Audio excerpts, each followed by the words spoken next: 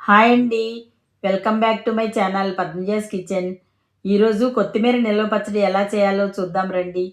చాలా సింపుల్గా కరెక్ట్ కొలతలతో ఎవరైనా ఈజీగా చేసుకునేలా చూపిస్తున్నానండి. కొత్తిమీర ఆరోగ్యానికి చాలా మంచిది, అంతేకాక చాలా చాలా రుచిగా ఉంటుందండి. ఇది 3 months వరకు నిల్వ ఉంటుంది. దీని ప్రాసెస్ ఎలాగో చూద్దామా. ముందుగా పచ్చడి కోసం ఒక పెద్ద కట్ట కొత్తిమీరను తీసుకున్నానండి. ఒక గిన్నెలో వాటర్ తీసుకుని గుప్పుడు కల్లుప్పు వేసి దానిలో కొత్తిమీరను వేసి శుభ్రంగా జాడించి మంచినీళ్ళలో మరొకసారి క్లీన్ చేయండి. కొత్తిమీరలో సన్న ఇసుకుంటుంది కాబట్టి నీట్గా క్లీన్ చేసుకోండి. ఇలా చేసిన కొత్తిమీరను ఒక క్లాత్ పైన ఆరబెట్టండి. ఇది 30 నిమిషాలు ఫ్యాన్ కింద ఆరబెట్టిన తర్వాత కాడలతో సహా ముక్కలుగా కట్ చేసుకోండి. ఇలా కట్ చేసిన కొత్తిమీరను ఏదైనా ఒక గిన్నె తీసుకుని కొలుచుకోండి. కొత్తిమీరను గిన్నెలో ఒత్తి పెట్టకుండా ఇలా కొలుచుకొని ఒక ప్లేట్లో పెట్టుకోండి. 2 గిన్నెలు కొత్తిమీర అయ్యింది కాబట్టి దీనికి 1 గిన్నె ఎండుమిర్చిని తీసుకోవాలండి. ఇలా తీసుకున్న ఎండుమిర్చిని ముక్కలుగా తుంచి పక్కన పెట్టండి. ఇలా తుంచడం వల్ల గింజలు కూడా వేగి పచ్చడి రుచిగా ఉంటుందండి.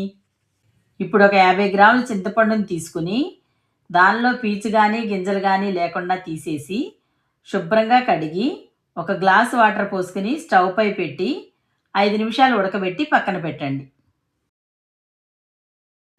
ఇప్పుడు స్టవ్ పై ప్యాన్ పెట్టి దానిలో 1 స్పూన్ మెంతులు వేసి లో ఫ్లేమ్లో మెంతులను మాడకుండా దోరగా వేయించండి. మెంతులు వేగిన తర్వాత దానిలో ఒక గుంటగడ్డెడు ఆవాలు వేసుకుని వాటిని కూడా 2 నిమిషాలు వేయించి ఒక బౌల్లోకి తీసుకుని చల్లారనివ్వండి. వీటిని ఒక మిక్సీ జార్లో వేసుకుని మెత్తటి పొడిగా గ్రైండ్ చేసి పక్కన పెట్టండి. ఇప్పుడు 250 ml ఆయిల్ తీసుకోండి. పచ్చడంతా చేయడానికి ఇదే ఆయిల్ సరిపోతుందండి. ఇప్పుడు అదే ప్యాన్లో 2 గిన్నెలు ఆయిల్ వేసుకుని ఆయిల్ వేడెక్కిన తర్వాత మనం ముందుగా కట్ చేసి పెట్టుకున్న కొత్తిమీరని ప్యాన్లో వేసి కలుపుతూ వేయించండి. పూర్తిగా డ్రై అయ్యే వరకు వేయించాల్సిన అవసరం లేదండి. ఇలా వేగితే సరిపోతుంది. ఇలా వేయించిన కొత్తిమీరని ఒక ప్లేట్లోకి తీసుకోండి.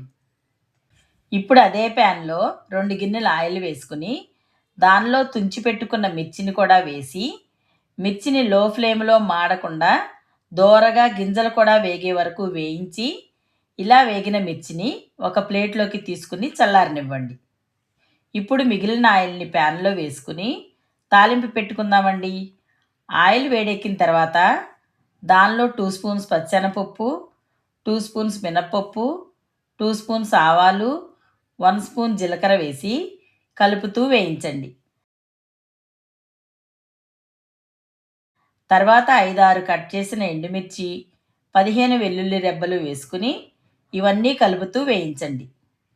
వెల్లుల్లి దోరగా వేగిన తర్వాత గుప్పుడు కరివేపాకు వేసి కరివేపాకు వేగే వరకు వేయించి ఇప్పుడు దీనిలో 1 స్పూన్ ఇంగువ వేసుకుని స్టవ్ ఆపి తాలింపును చల్లారబెట్టండి.